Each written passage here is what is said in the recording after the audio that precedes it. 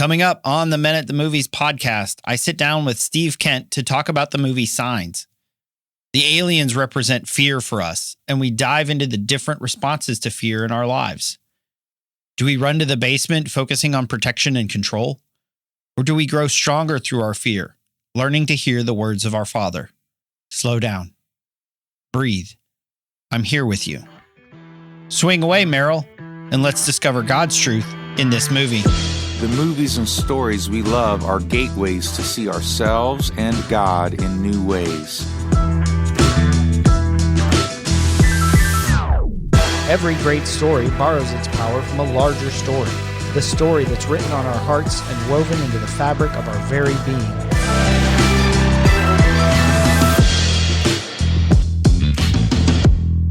Hello and welcome to the Men at the Movies podcast. My name is Paul McDonald, and joining me across the study on the couch, the coffee-soaked couch, is my friend Steve. Hey, Steve, how are you doing this morning? I'm doing good. I spilled my coffee, if you couldn't tell what he was talking about. Yeah, they weren't here for the pre-show action. So Steve is a very animated talker. So yes, and evidently I had enough coffee. That's right. At the signs, that right? There was a sign. It was a sign. I had enough coffee. I spilled it on myself. You need no more caffeine for right now. Correct. So Steve and I met, as most guys do, through their barber. I don't know if I've talked about Tina Marie on the podcast before, but I go to a barber who's approximately an hour away. She's been cutting my hair kind of sells it short, and doing my hair makes me feel like I just lost all my masculine listeners. Yeah. Well, when you have luxurious locks like I do, you can't just go to great sport clips or something. Yes, that's true. She's 1 hour away from you, and she's about 10 minutes away from me. So it's but that is how we connected. Yeah. She was talking to me one day. She's a very, very interesting person to talk to, and she's someone that through her work talks to a lot of people, and she will occasionally say, I met someone, and it kind of reminds me of you, makes me think of you. You all should connect. You all should get together. So she gave me Paul's number, and I reached out to Paul, and here we sit. Yeah, we've met a few times for coffee. Yeah, and typically I've kept it all in the cup. Usually, yeah. Yeah, had lunch a couple of times, and our conversations and time together has led us here. Yeah. So the reason I think Tina Marie connected us, and by the way, if you live in Charlotte or in the Denver area, go to the Perfect Gentleman up there in Denver, but not too much, because right now I still need to get my hair cut. So I want to be able to schedule myself. Yeah, so schedule around Paul if you could. So you need to talk to me first before you talk to Tina Marie. But so because you're recently retired about a year ago. Yes. We'll call it that. And I'm phasing. Retirement's so, and one of your big pet peeves is when you say, I'm retired, is how's the pickleball going? Yes, you can, you should play pickleball, or volunteer, or, Walmart has greeters. And listen, I've had some great conversations with greeters at Walmart. There is no downside to that at all. I'm just not there yet. That's not your jam. Not yet. And as my dad found out when he retired, is life gets busier. Yes. Because you get to choose what you're doing. Yes. And so Steve's doing some creative work. He's trying to get his own podcast going. And that's, I think, one of the reasons why is, you should talk to me, because I'm the podcast guru. Yes. Because I've done it. Yeah, he's done it. He's got, 90, how many out there? We recently hit our 100th episode. So, right. And this is my second go around. So some of the technical stuff of doing it, which is a lot of the big questions anyway. Yes. Is how do you do it? Right. And so as we're talking about the movie Signs, we followed the signs and enjoyed hanging out. And so we're probably going to try to do like a home and home, where I'll have you on my podcast and you'll have me on yours. That's right. Because who doesn't want to, what retiree 60, 70-year-old doesn't want to hear some 40-year-old talk about what they need to do? Well, it's, but 40-ish, but 40s. You're an old soul. I'll just say that. I've often said, when I get to be as old as you, then I'm like, wait a minute. No, I'm the older one right. here. It's maturity. Yeah, a friend of mine, there's a picture of me 9 years ago. They're like, look how young Paul looks. And as we discussed, I showed up for I go shopping at one of our local grocery stores, and they, over COVID, I received the senior citizen discount. Right. Which I'm like, I have a mask. I've got gray hair. Yeah. Okay. Yeah. Well, about a month ago, right. I again received it, no mask, going through. And on our way out, I asked my son, I was like, can you look up how old? What is the senior citizen discount? Yeah. He's like, yeah, it's for people 60 and over. Right. I was like, I'm 47. They think I'm 60. But you take it though, right? I mean, okay, 5%. Yeah, it's worth a little ding to the dignity. Right. I say 5%. All right. So I guess what's my pride worth, really? Well, 5%. 5%. Yeah, evidently. Right. Of my grocery bill.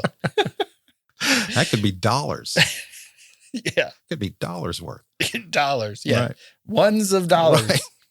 I don't typically, we do the frequent shopping. We don't do the like once a week, couple $100. We do the $30-$40 at a time stuff. Yeah. So it adds up. Riveting podcast radio talking about my grocery shopping habits. It's funny stuff. It's funny stuff. Got to make them laugh. So we're talking about signs, and as we like to do to tee up our conversation. I mean, we were basically, last time we had met, we were in the parking lot and talking about, oh yeah, you should come on the podcast. Well, what movies? Like, I don't know.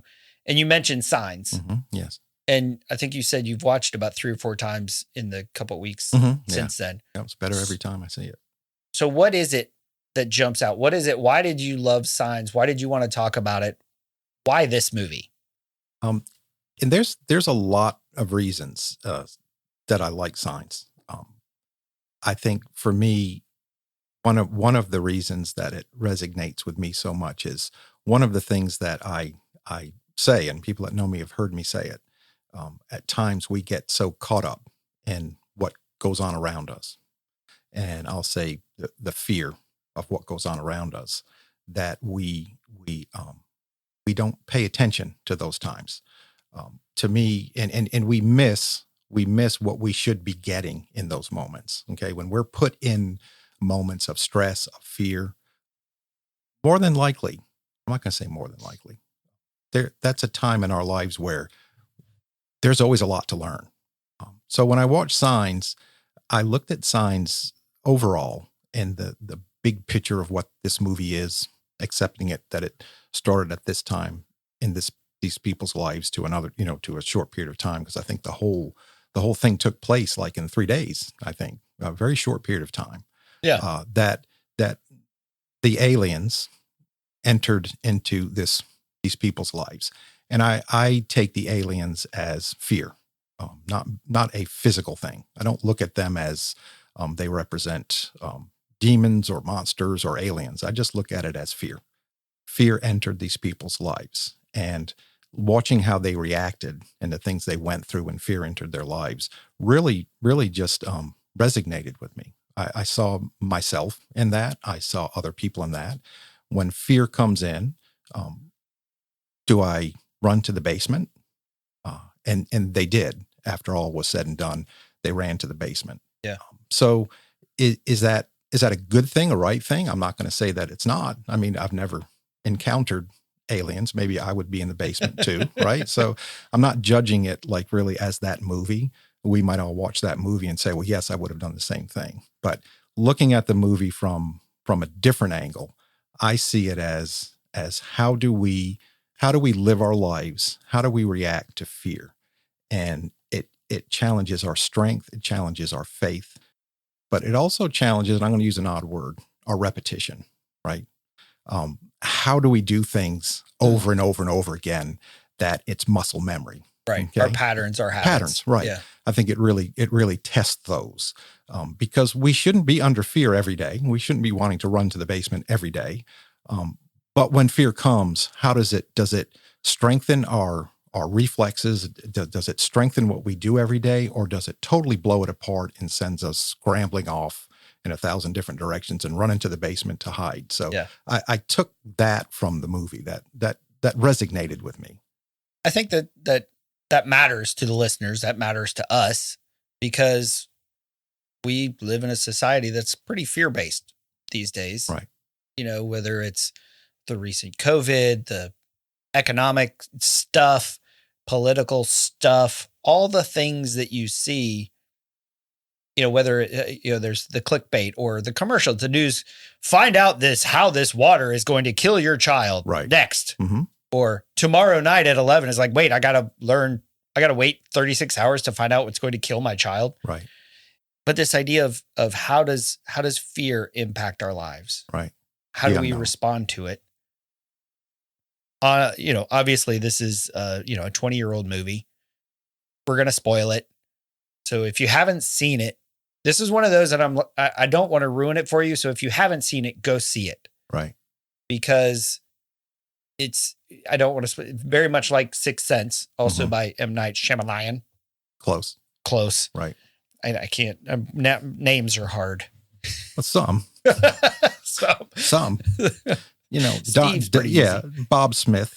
I got that. So M. Night did this movie.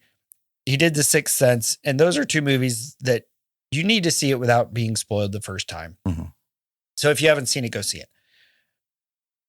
But in the very beginning of the movie, they set the scene so well. And we talk a lot about on the podcast about the show don't tell moments. And in like the first 30 seconds, you see a picture of Mel Gibson wearing his father priest outfit, the collar, in a picture with his wife and kids. And then he wakes up in a bed alone. And then it shows another shot of a wall, and you can tell there used to be a cross on the wall. So immediately you're like, okay, this is a guy who doesn't have his wife and they've taken the cross down. And so he's in bed, so he's not going to be wearing his collar there, but you get the sense that there's some issue with God. Over the course of the movie, you find out what happened. His wife died in a car wreck. He's lost his faith. And I think as you're talking about this idea of fear, there's this conversation as the aliens come, because shocker, they're aliens. Mm-hmm. And there's a whole lot of stuff. Steve and I have been talking for over an hour already about what to focus on, because this could be a 3 or 4 episode. Yeah. It's podcast. It's the only alien invasion movie that I've seen that has nothing to do with aliens. Right. The aliens are kind of, oh, by the way, there's an alien invasion. Right. But it's more about the fear and how we respond to the fear. Yes. And a lot of that is based on our faith. And where is that grounded? Where is it? What is it in? And there's this conversation that stuck out to me that could probably be the only clip we might play. I don't know. We'll see where the Spirit leads us. But it's this, you've got Mel Gibson here, Graham, who's a priest who has lost his faith. He's lost his belief in God. He's angry at God because his wife has died. He's no longer working as, people come up and call him father, and he's like, quick, don't call me father. And on the other hand, you have his brother Merril, played by Joaquin Phoenix, they're now faced with the possibility of an alien invasion, the end of the world. And Merril, as is his custom, looks to his older brother, looks to his father figure, at least in the religious sense, looks to him and says, can't you give me some comfort? And this conversation really, I think, shows us the two different responses that we can have to fear and what's behind it. People break down into 2 groups. When they experience something lucky, group number 1 sees it as more than luck, more than coincidence. They see it as a sign, evidence that there is someone up there watching out for them. Group number 2 sees it as just pure luck, a happy turn of chance. I'm sure the people in group number 2 are looking at those 14 lights in a very suspicious way. For them, this situation is a 50-50. Could be bad. Could be good. But deep down, they feel that whatever happens, they're on their own. And that fills them with fear. Yeah, there are those people. But there's a whole lot of people in the group number 1. And they see those 14 lights. They're looking at a miracle. And deep down, they feel that whatever's going to happen, there'll be someone there to help them. And that fills them with hope. See, what you have to ask yourself is, what kind of person are you?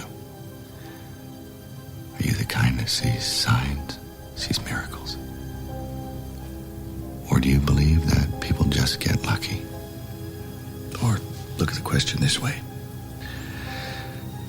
Is it possible that there are no coincidences?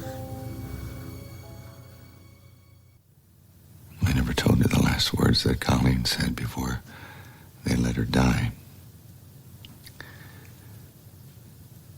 She said, "See."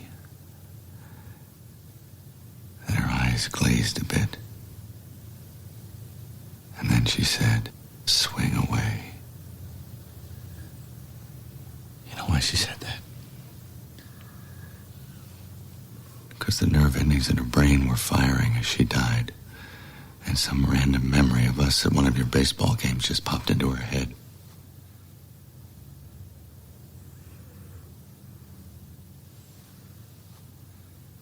There is no one watching out for us, Merril. We are all on our own. Things you wish you didn't say. When you watch the movie, that'll make sense. Yeah. So when we look at that conversation, and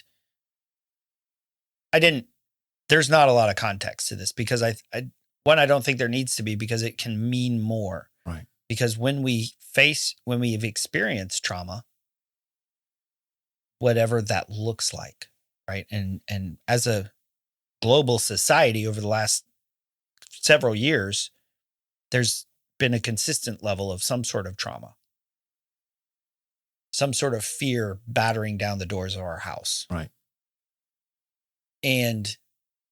But I wanted to sort of put that as the groundwork of these two types of people. Type 1 is where Graham found himself. When I look at the world around me, no one's looking out for us. And that you see that in people in the church from how they react. Right.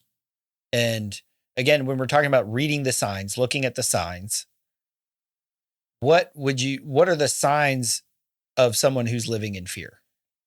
I think now when you say living in fear, the signs might be more, to me, how are they reacting to the fear, which goes back to those two comments that he made, right?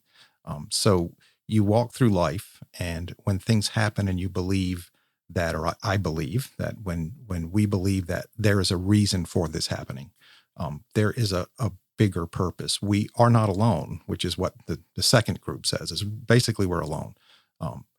When you see people walking through life that believe that there is a higher purpose, that we're not alone, that there's God, there's the things. You walk through life, and it's kind of hard to all take this all in sometimes, but everything that happens for a reason, right? So everything, I mean, throughout the day, every little thing that happens for a reason. I believe that it does. Some of those things are impactful. Some of those things are obvious and have immediate reactions. I mean, immediate consequences to them. Some of them are tucked away. Maybe they come back at a later date. But I think everything happens for a specific reason. Why we're sitting here together. It wasn't luck. I mean, what are the odds? I always say, what are the odds of what happens in life actually happens? If you ever broke down the odds, they're astronomical. Right. I think that people in the first group, live in fear, they grow in fear. They strive in fear. They get stronger and better in fear. I think the second group, fear diminishes them. They feel less control. They don't embrace fear necessarily because there's nothing to learn from it. It's luck. There's nothing I could have done. There's nothing I could have done better, different. It's just I can do everything I want. And it can happen again. So those are kind of the differences I see, and I've experienced in my life how I deal with fear in times where as we live the life we live, there are times when we're stronger in faith and less strong. At least it has been that for me, where you fall into the more human view of, well, it's all luck. My reaction to fear is very different. I feel very less in control, less in power, much more of a victim. And I think in today's world, we see victims, a lot of victims. And to me, victims are people that don't believe that there are lessons in what we're going through, that we can become stronger, better, more faithful. Our life can have much more meaning. We're just victims floating through this thing. To me, that's how I see fear. And I see people reacting to fear as it applies to the consequences of those beliefs. And even in the church Christians can be driven by fear. Yes. This whole idea of there's no one out there. We are all alone in this. Right. Because there's so many churches, so many Christians, so many men that look at God as this distant judge one day. Mm-hmm. One day I'll die, go to heaven, or I'll die and be faced and say, here's the list of every sin I've ever done. Mm-hmm. Which, by the way, makes me not that eager to go there. But if that's your outlook, if that's how you view God, then that's really no different than an atheist who believes there is no God. Yes. You're not, he's not with you every day and every moment. How do I handle this? Well, I hope I'm doing the right thing. So in the end, it's 31 and not 72. You remember her line, the pharmacist line about her cursing, right? Right. So 31 or so. Depends. Douchebag right, curse. Right. Oh, well, yes. Yeah. Okay. Though that increases from like 36 or whatever to 72. Yeah. So yeah. We know we're sinning, right? I mean, when we do things, we can sort of say, well, I don't know. Is this really bad? I think inside we know. So looking at God as that distant person, that distant being that will judge us in the end, that's not even a hopeful statement in itself. It does leave a loneliness there that I think, as you say, though, even the first group, even people who believe can believe that. Right. But what you see with that other group, the group that sees luck, or there are no coincidences, or there is someone looking out for us, that's found in Scripture. It's what Joseph said to his brothers: what you meant for evil when you sold me into slavery, when I went to jail for a crime I didn't commit, when I suffered there for 3 years being forgotten, what you meant for evil, God used it for good. Right. And what Paul says is all things work together for the good of those who love him. And that's not some sort of pie in the sky sitting on a cloud after we die. Good. Right. Which again, doesn't sound that pleasant. Right. I'm hoping heaven's a lot more than that. Yeah. I'm thinking heaven's a lot more like Eden and less like sitting on a cloud of toilet paper. Yeah, let's hope so. Of course, during COVID, the cloud of toilet paper. I don't know. But again, the response to fear, right? Right. And so when we look at that, I think what you see in those two different reactions is we can be afraid of God, afraid of judgment, of condemnation, of this reaction. What the parable Jesus talks about, where the parable of the talents or the minas, or where the lender, the master gives his servants money, goes away, says, do with this.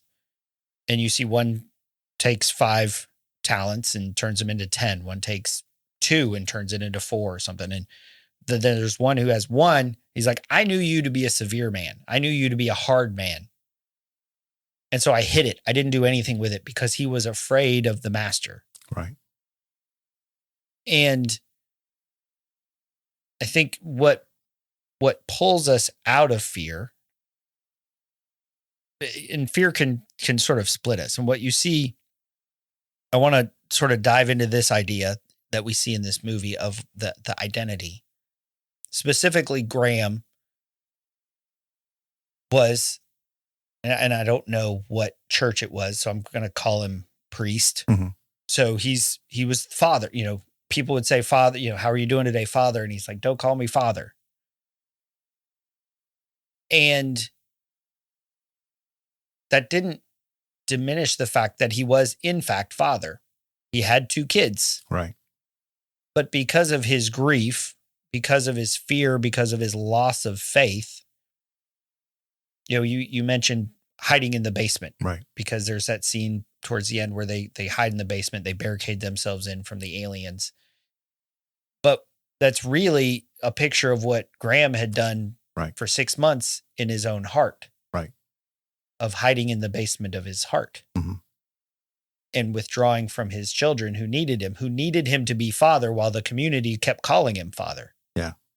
Well, and you look at the movie and you think about there were certain scenes when you think about a father and what a family goes through when a mother or father passes away and how children need that parent. Yeah. And he was not able to be there for them, even in that situation where, they would have needed him more than ever. I would think in a situation like that, he was not able to, or he chose not to be there. I don't know if able is right. Right. But he made the choice not to be there. Yeah. He had totally disconnected and disengaged. Right. The Morgan said, oh, he's going to burn the chicken again because he's off focusing on the signs, on his fear. Right. If we're looking at aliens as fear, he's looking at his fear. The son, Morgan, has to kill the dog when they attacks his sister, Bo. Right. Where is his father? Yes. Here's the community that saw him as father, but he wasn't present to father his children because of his grief and his fear. Right. And I have not lived through a situation like that, but it is understandable. I think that as we go through life, I don't know what the right word would be, but I don't know anyone, and I know some people who are very, very strong in their faith, that when something would happen, they would say, a loved one passed away. Here's a catastrophe. God is good. Praise God. Hey, thank you. Right. So it's a very normal, especially when it hits our home, when it hits us to that level. So there's this, it's easy to say from a position of comfort that, well, everything happens for a reason. Right. And we were talking before about it's not being mad at God, it's being mad at Adam and Eve because they're the ones that ushered in this, free will, free choice, and I joking, I mean, not really, but you know what I'm saying? I mean, where does that opportunity come from? Because we don't have to get on an airplane. We choose to. We don't have to be in those situations that sometimes result in death and destruction, but we choose to, or for one reason or another. So where does that anger, where should that anger be directed? Well, it's directed at God, but I think, and when I say understandable, I mean, I think it is a very natural thing. Again, I don't know anyone that would go through something as horrible as that and just be, hey, it's just, look, everything's for a reason. No worries. It's all good.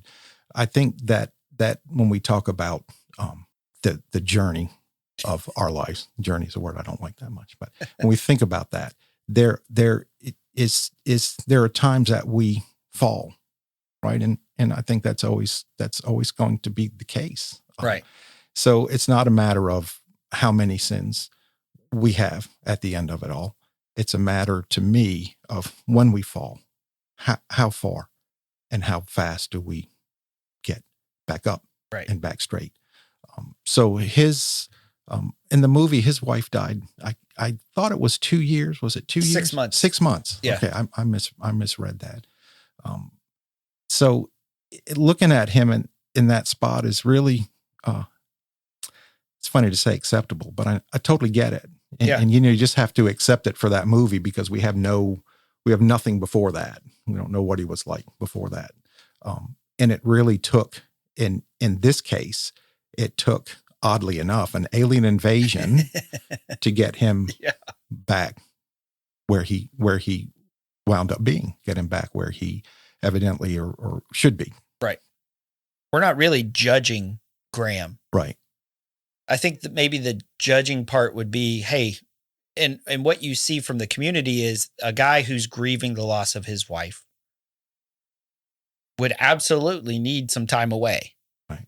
Especially if you're doing something like leading a church. And what I saw in their response was, yeah, you might have stepped down, but you're still our spiritual father. You're still who we turn to. Right. We're supporting you. And in a sense, we know who you are, even if you don't. But taken too long in what we see in this concept that I want to move to next is there's a time to be still. Yes. But being still for too long is you're stuck. There's Yes. only so long that you can be in the basement.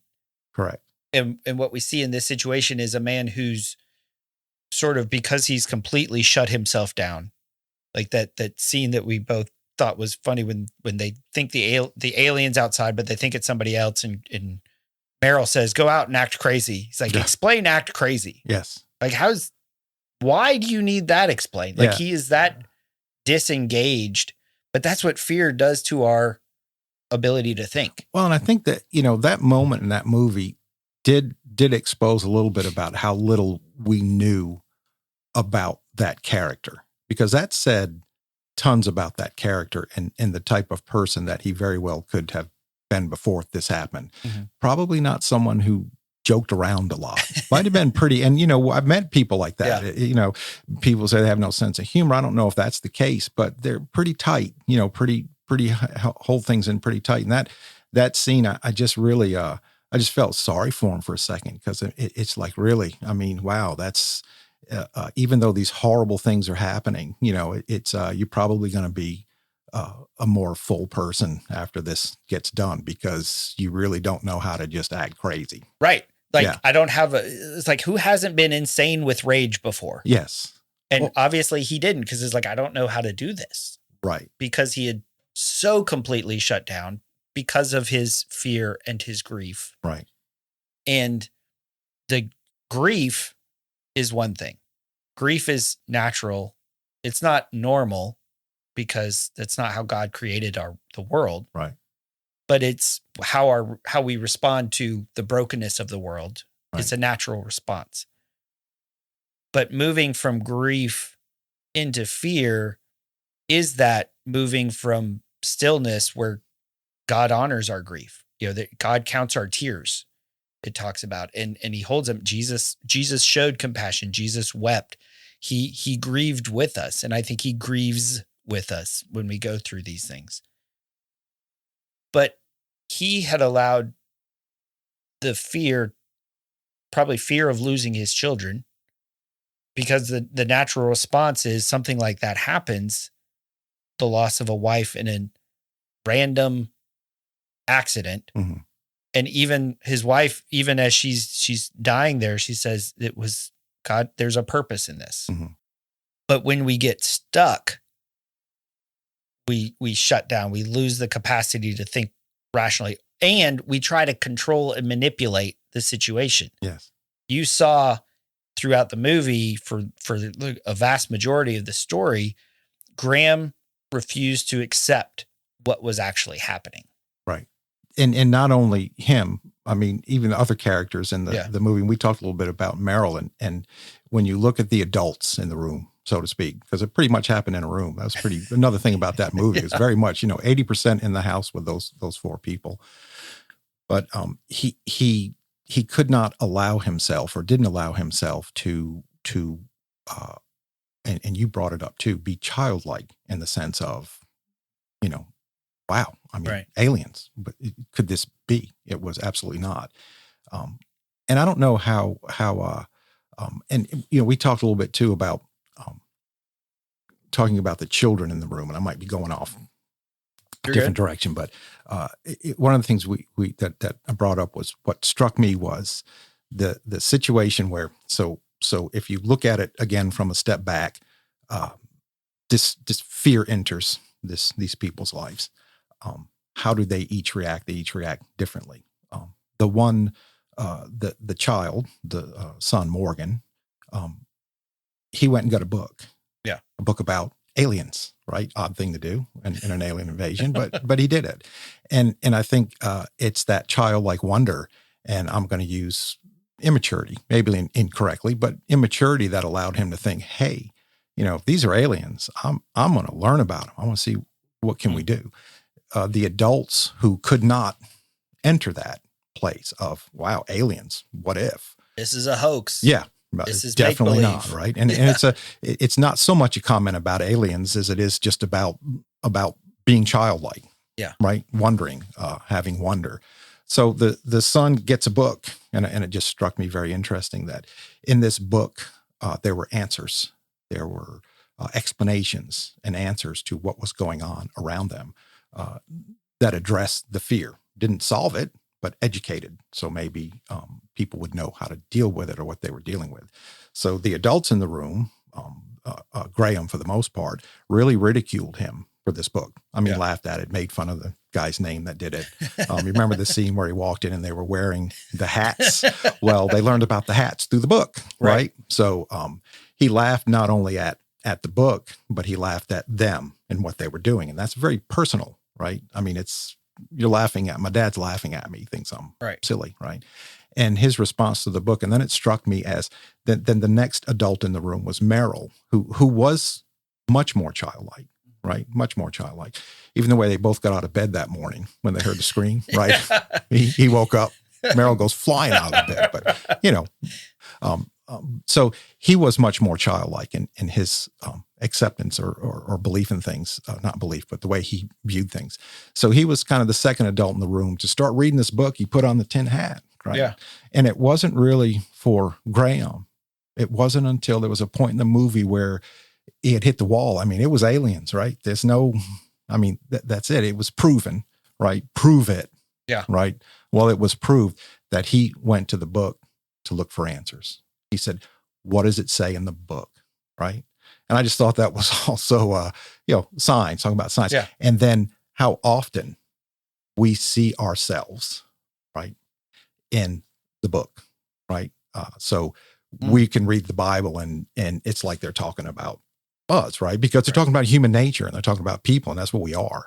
And technology changes and all kinds of things change around us, but human nature does not.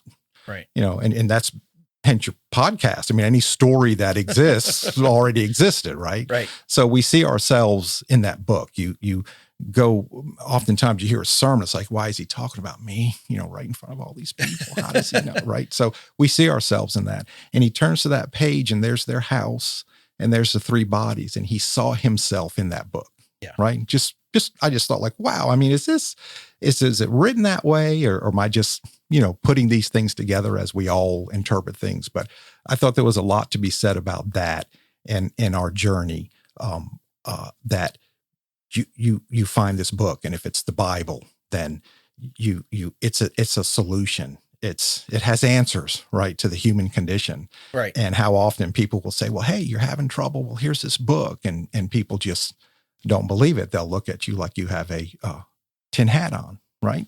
Yeah. Right. So I thought that piece in the movie kind of played itself out. I didn't put much onto the book until it got to the point where he turned towards it, where he was in so many of us. And listen, I've been the same way. You hit bottom and it's like, okay, now I'm ready to read the book.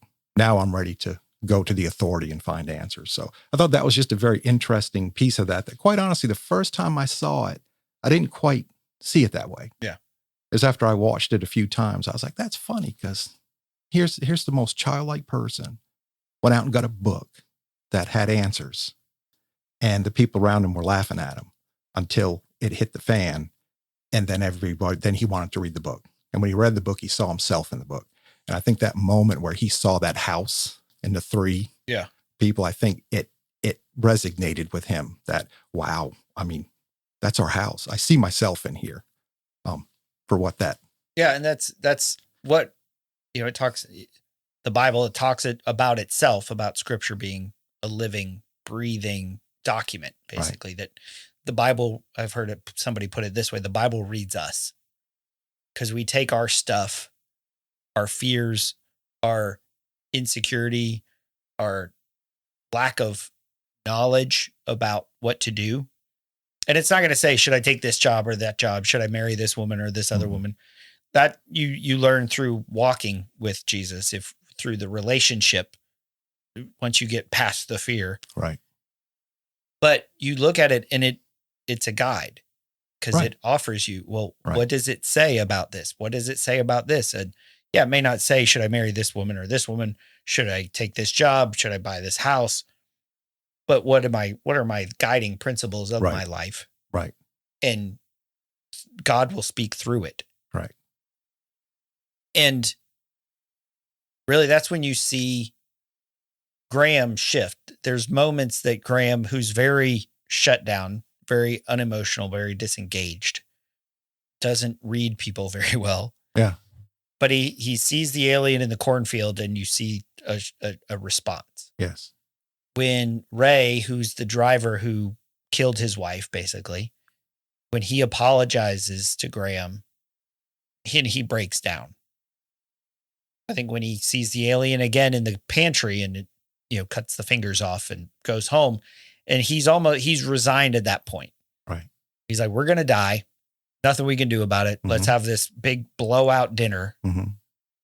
And there's a scene that at the dinner, so they fix, what do you want? Chicken teriyaki, French toast and potatoes, spaghetti. He wants a hamburger with extra bacon, because this is their last supper. They're going to die. So let's blow out. But they're sitting around the table and nobody's eating. And there's this awkward pause. And it's really well done, because you feel it. You feel the awkwardness even before you sort of know what's going to happen. Yep. And so I think this conversation again, this is when I think his fear actually breaks and he sees what is important. And so I'm going to play that clip as they're sitting around dinner, looking at the food, but not actually eating it. What's the matter with everyone? Eat. Maybe we should say a prayer. No. Why not? We're not saying a prayer. Bo has a bad feeling. I had a dream. We aren't saying a prayer. Eat. I hate you. That's fine. You let Mom die. Morgan.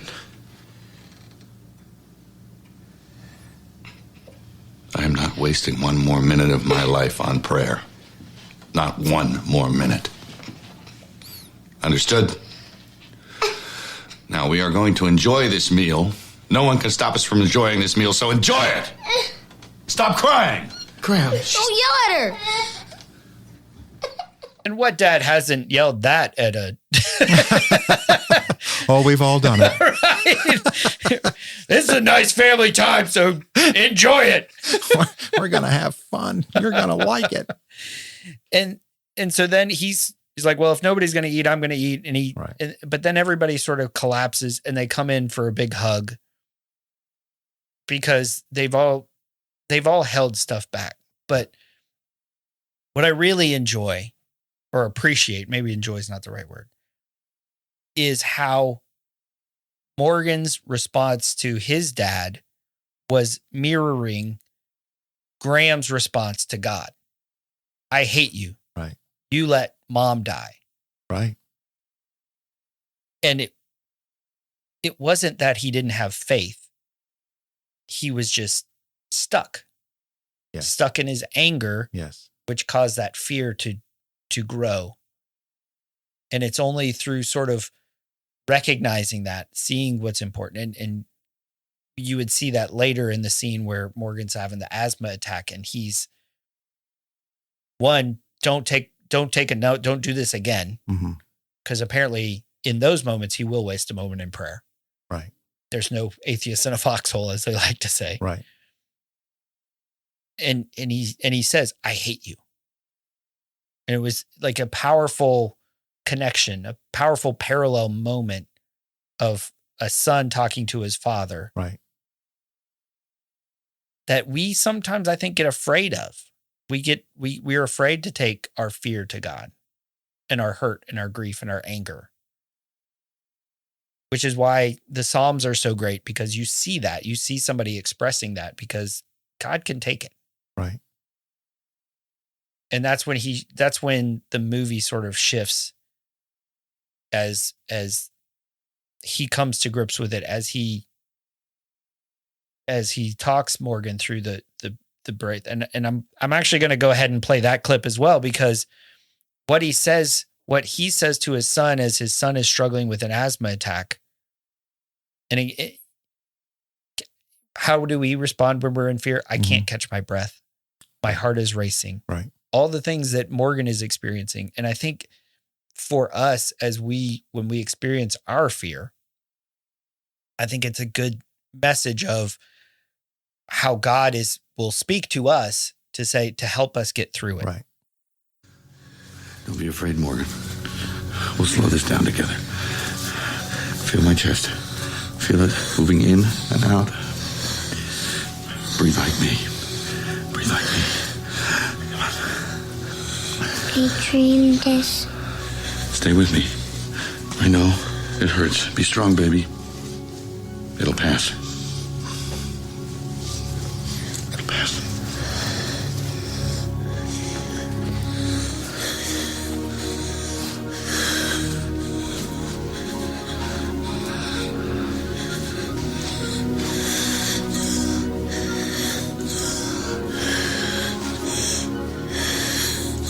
Don't do this to me again. Not again.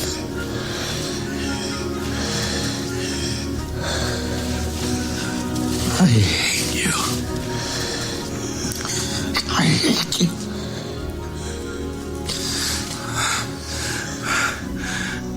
The fear is feeding it. Don't be afraid of what's happening. Believe it's going to pass. Believe it. Just wait. Don't be afraid. The air is coming. Believe. We don't have to be afraid. It's about to pass. Here it comes. Don't be afraid. Here comes the air.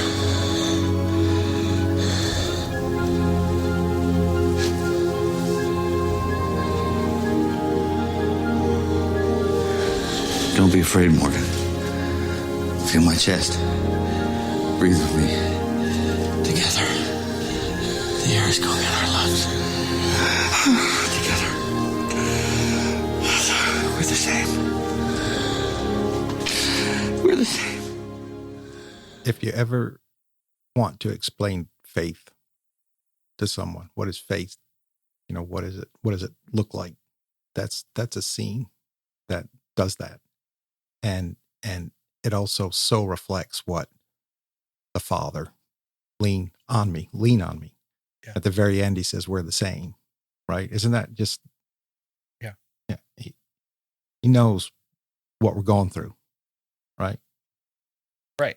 Yeah. It's not, you're not going to surprise or shock, God with whether it's anger, fear, whatever. He knows what we're going through. We are the same. I know we're not the same in that way, but you know what I mean? He understands.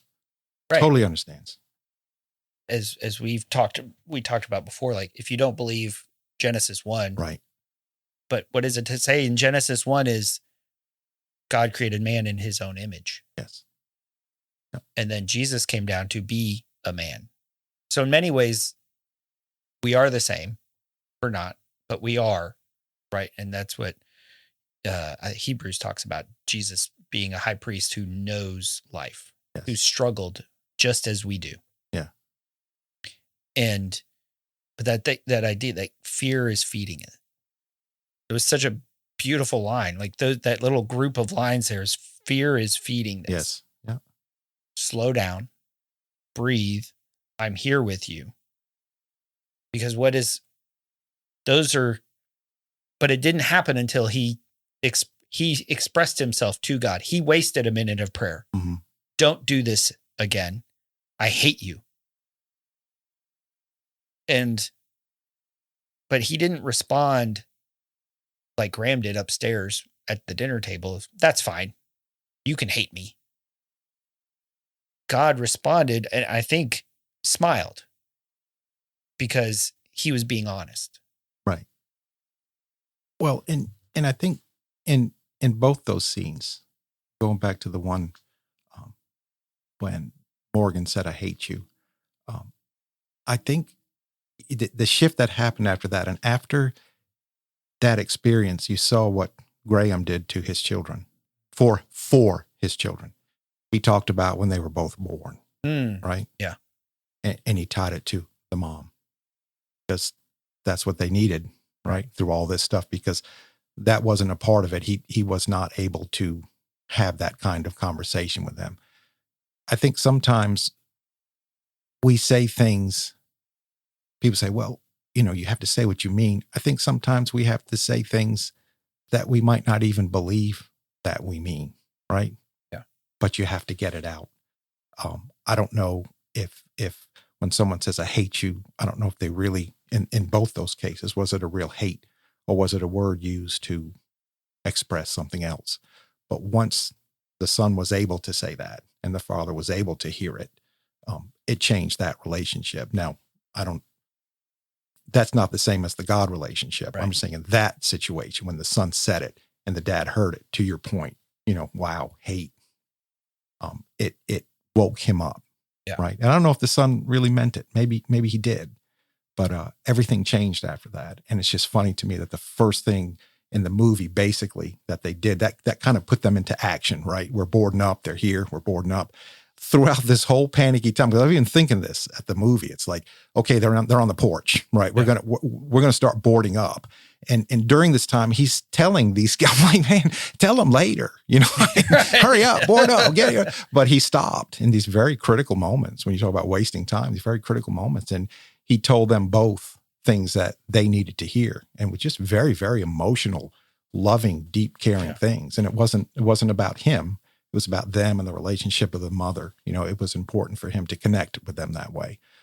So I just thought that was, I thought, as you say, a turning point. It was also interesting to see how that moment changed him, where it put his heart towards his kids, because you hadn't seen that in the whole movie. And I didn't even know it existed. That's what I was saying. We don't know his past. Was he ever a cuddly guy, because he certainly wasn't in the movie. But in those moments, he was very thoughtful and very loving and caring. So.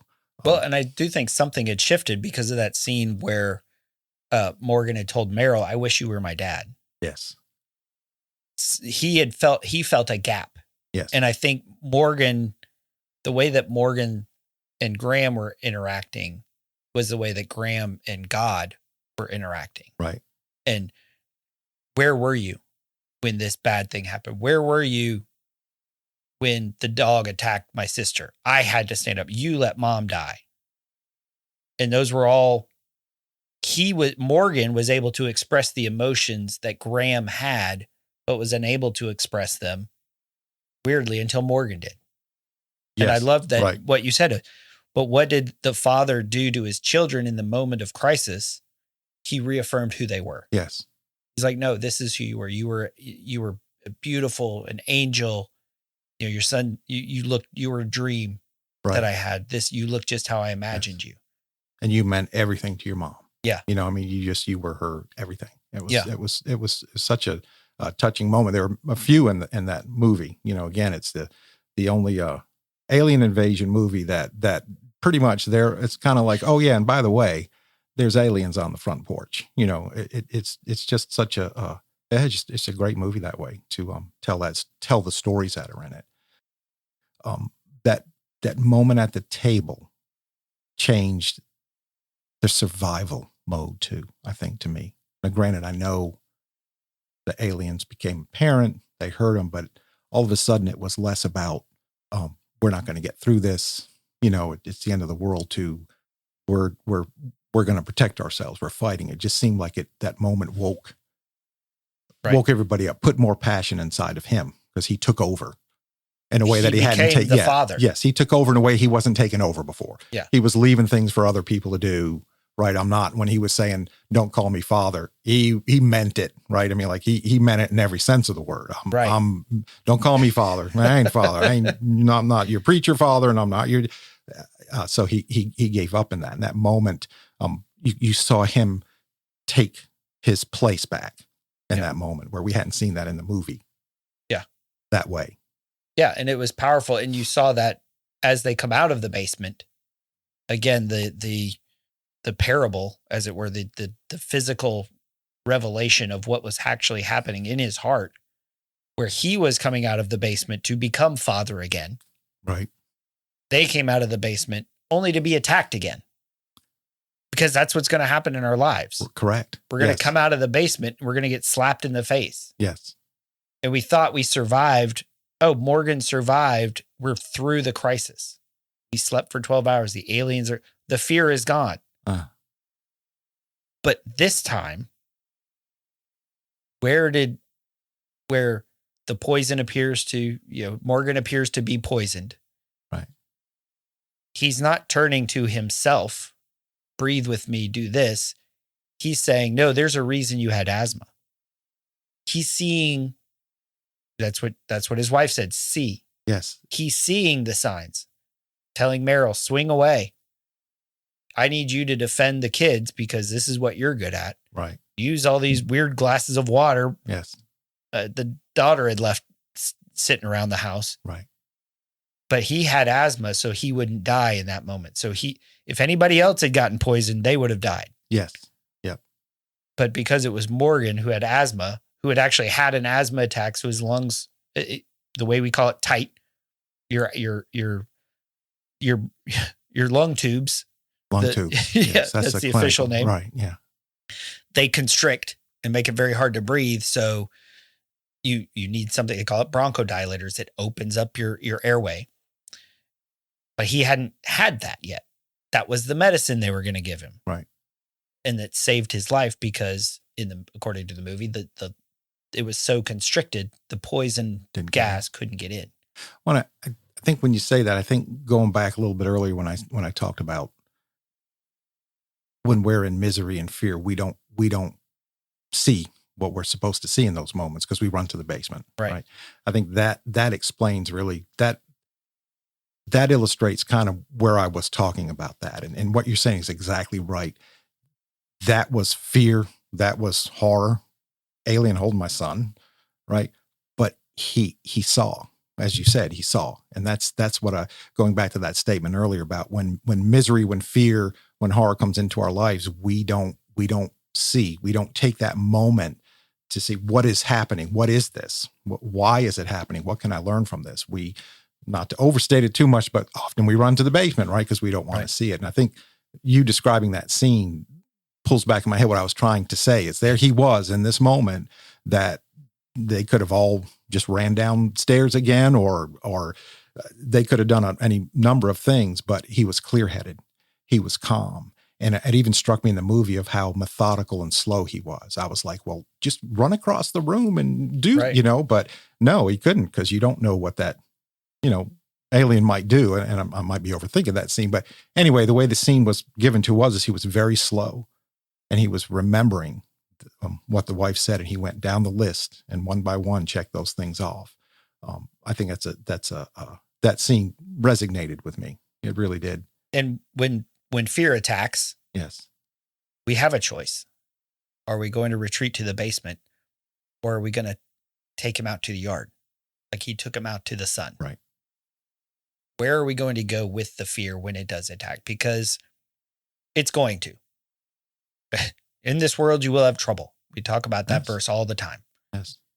Where are we going to take our fear? What are we going to do with it? And when our worst fears actually do happen, is God still God? Same God throughout the whole movie. Right. Right. That didn't change. Right. And same God in our lives. Right. When the trauma happens, when the worst fears do happen, when Yes. the marriage ends, when the job ends, when we lose a son or a daughter or a spouse. Where are we going to go with it? God didn't change. How Graham reacted and responded to him did. And yet, at the end of the movie, God's still there to welcome him home, to welcome him back to his identity as Father, both in the church sense and as the person sense. And you see a miracle. Right. Like, just from the way they responded, they responded like a miracle. What does the son say? Did someone save me? Yeah. Like, I think they did. I think someone he did. That's right. By giving you asthma, Yes. you were saved. And the other part is, yes, Morgan was saved, but really the person in the movie that got saved was Graham. Right. He was the one that was rescued. Right. And in essence, they all were because of that. Right. Right. In the sense of, as a parent, as that person that we are, when we have children, we have to be the very best we can be than everyone. It's an old saying, the best you can be. I get it. But in some ways that's very true. I mean, you have to be grounded, very grounded in faith, and your kids will feel the benefits, the consequences of that. And they didn't have that through those 6 months. Right. So yeah. And then the last thing is what did you make of the focus on the fingers in that last scene? So the fingers of the alien, he chopped the fingers off. That was the one that came back. Yeah. So was that a revenge thing? You think the alien's like, you know what, man, I'm going to get you because you or you think that was just luck? It's not really a serious question. I'm actually thinking, there's times, if aliens are fear, that we think we've got them cornered and captured. Yeah. And just when we're feeling safe, some old fear is going to pop up. Yeah. Something from the past. Right. Yeah. I just thought that was handled, and that was funny that they really, I mean, they made it very obvious. Yeah. Made it very obvious. Apparently, they heal quickly. Well, they heal quickly, and it doesn't seem to, it doesn't seem to stop them from doing what they were doing. But, the thing too, that was interesting about that movie was even how those aliens were created, right? So we didn't really see them. I mean, you see them, but you don't really see them. But they had the hands that were on every horrible creature you ever see in a movie. So whenever it would come under the door, they created hands ugly enough to scare you, but the rest of it was pretty, didn't really see it. I just thought that was interesting. You don't have to put that in there. I just thought that was kind of, the way they did it was very clever.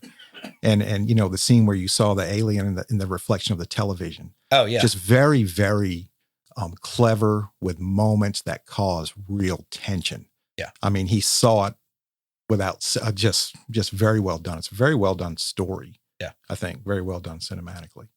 It was good.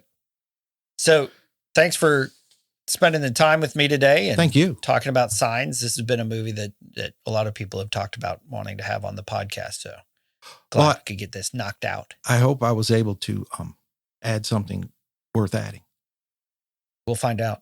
Oh, see, I want that immediate. Like, yeah, I think I know what you're looking for. No, it was great. No, the best one ever. No. I've given up on that a long time ago. I just want, I think when you said this, I think I can use that. Yeah. When you said this one thing, I think that made sense. I got to listen to it again, but I think that made sense. I'm not sure. I might be able to use that. Yeah, this will definitely be published. Oh.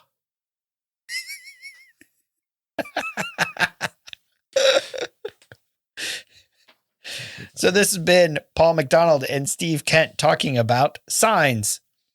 So I hope you enjoyed it. I know we enjoyed sitting down here in my study, hanging out, and hope that you join us next time here on the Men at the Movies podcast. Bye. Something inside has been awakened. I can no longer be who I was before. But if I am no longer who I was, who am I to be?